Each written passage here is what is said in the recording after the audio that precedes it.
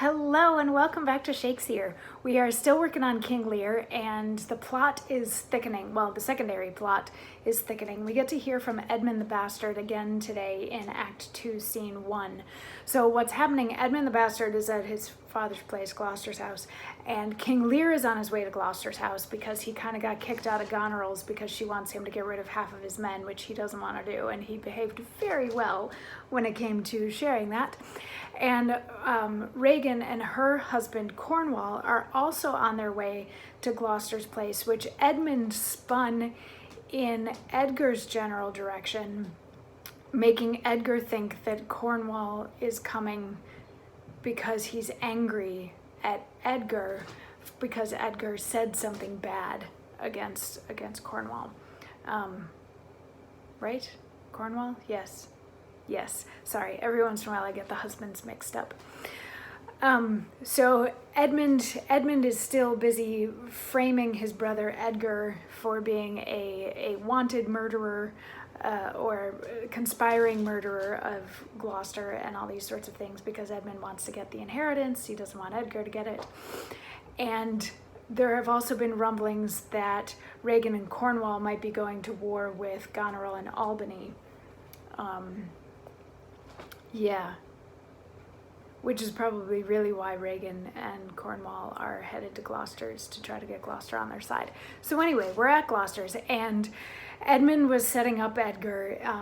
They were supposed to be like in this room, but Edmund was also trying to make it sound to Gloucester in the next room like Edgar was trying to kill him. So he tried to get Edgar to like stage a fight, but Edgar was very confused by this whole thing and by once again being accused of saying bad things about somebody that he didn't remember saying.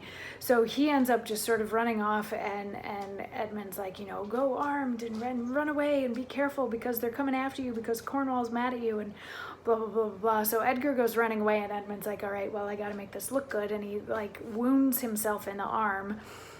And then Gloucester comes in and he's like, what's going on? He's like, Edgar, and I'm hurt. And they're like, where's Edgar? And he's like, but look at me, I'm bleeding.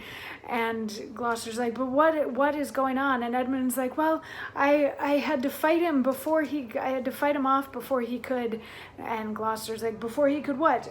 Go find him, my guardsmen, go find him.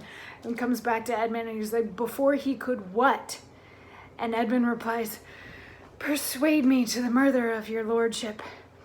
But that I told him the revenging gods gainst parricides did all the thunder bend, spoke with how manifold and strong a bond the child was bound to the father. Sir, in fine, seeing how loathly opposite I stood to his unnatural purpose, in fell motion with his prepared sword, he charges home my unprovided body, latched mine arm, and when he saw my best alarmed spirits, bold in the quarrel's right, roused through the encounter, or whether gasted by the noise I made, full suddenly he fled.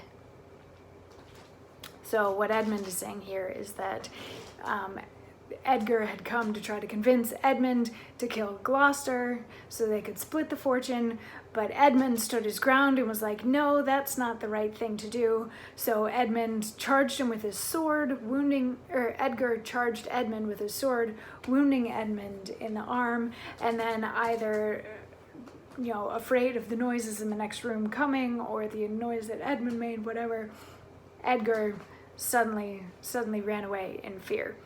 That's the story that Edmund is sticking with. So Gloucester responds by saying, well, this is not good. We have to find him.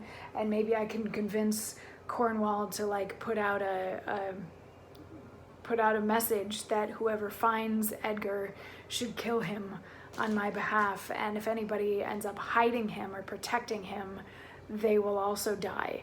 So this is where Gloucester's head is now. He wants to kill his legitimate son because of all this. So Edmund's plan is working. And then Edmund gets to respond to Gloucester again in tomorrow's monologue. So we'll find out how this plot continues to thicken as we dig further into the play. I'll see you tomorrow for more. Mwah.